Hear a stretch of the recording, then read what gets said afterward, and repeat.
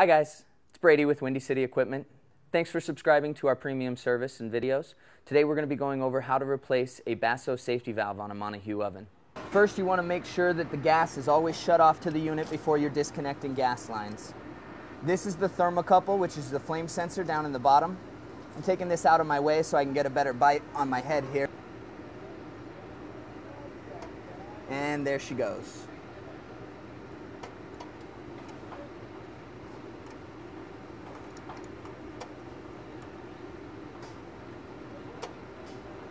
This is the pilot outline, which we're disconnecting here.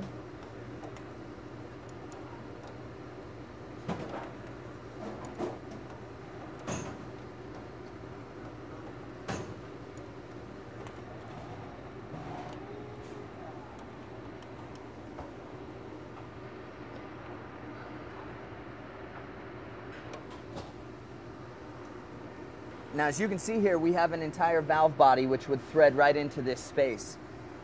This bottom part is just a channel. All of the mechanics of the valve are in the head itself here. So what you can do to save time and your equipment, because the more you remove, the more chances you have of breaking additional components. These 4 screws will remove this head from the body.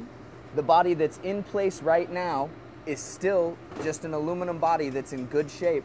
So we can actually take this head off and replace it with the new valve head, and it's basically replacing the entire valve because all of the components are in the head itself.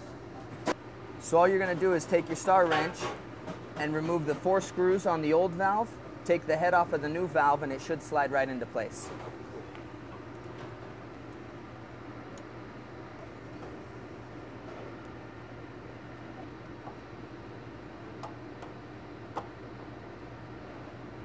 Now, as you can tell, this is just an aluminum channel. There's no mechanics in here at all. You've just got a gas flow that flows in right here to your valve, and your valve has all the mechanics for your pilot lines and your thermocouple all wired inside. The seal on this one came off with the head, which is good. You always want to use the new seal for the equipment, so if it sticks to the body, be sure to clean this edge entirely and make sure that there's no old seal left, because that can create gas leaks. Now we remove the head off of the new valve, and we'll be able to slide it right into place on the old style.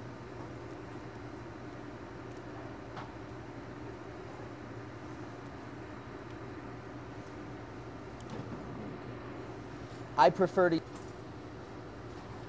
line up your body.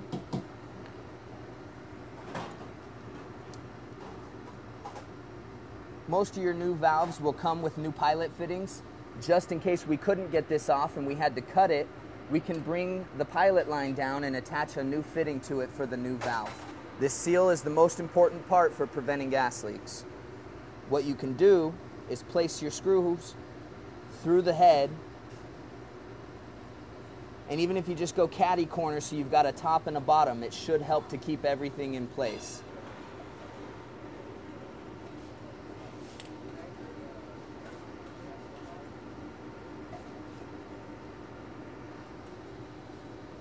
Now, I don't ever tighten up any of my screw heads until I've got all 4 of them in place. This gives the valve body or head a chance to adjust to the body location, and it also allows me to ensure that my seal between the head and the body is in its proper location before I tighten everything down. Now, I always like to go over each screw head one more time after I've got it tight to ensure that everything is snug. Snug would be the best word for it, because tight, you could strip it out. You've got a cork seal in there, so that's going to give a little bit to the head and create a seal around the body in the head so that there is no gas leaks. After that, it's reconnecting the gas lines and the thermocouple, and we'll fire it up and see how she works. These are very important not to cross thread. It will create gas leaks. Now, when I get it tight on here, all I do is give it a couple little bounces very lightly to ensure that it's tight. Once we finish putting everything together, we'll leak check our fittings. If there's any sort of gas leaks, we'll try giving it an extra little torque, but again, it's one of those you don't want to strip it out or over tighten it, because it will just create more problems in future repairs.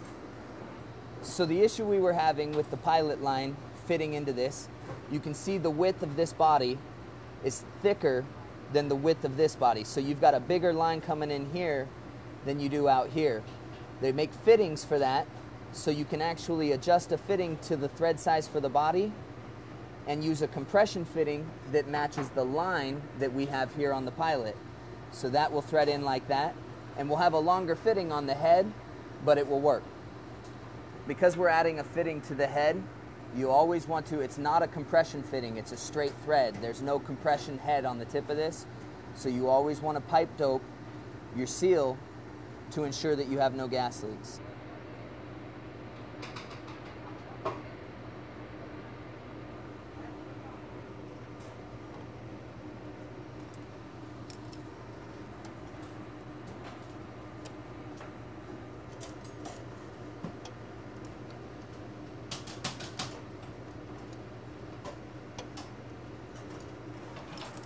Last thing we do, reconnect our thermocouple to the valve. This is your flame sensor.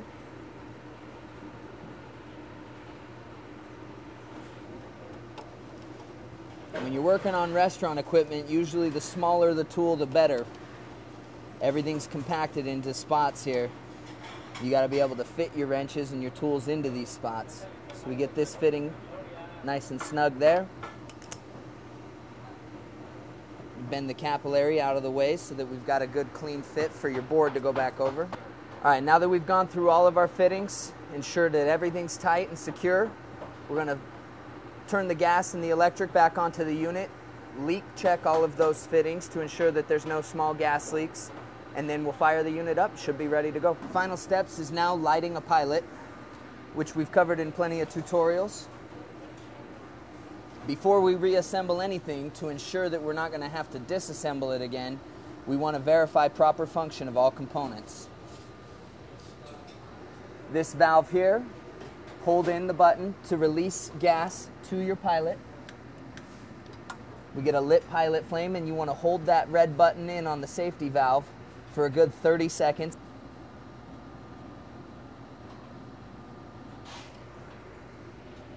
We now have a good Pilot flame.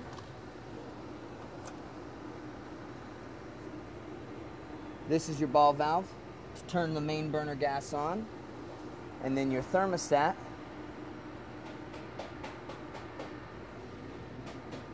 And we've got a burning fire.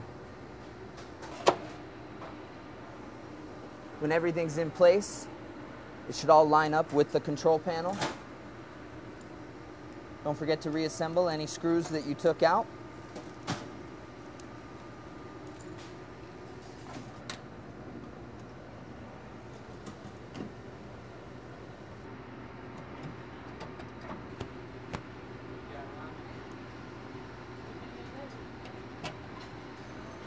That is how you fix a safety valve on a montague oven. Hopefully you guys learned something from this video. If you did and this was useful, please go ahead and like us at the bottom of the page. If there's any other tutorials or replacement tips that you would like to learn from Windy City, please comment in the section below. Otherwise, don't forget to subscribe to our YouTube channel and stay in touch. Keep up to date with the latest and greatest coming from Windy City.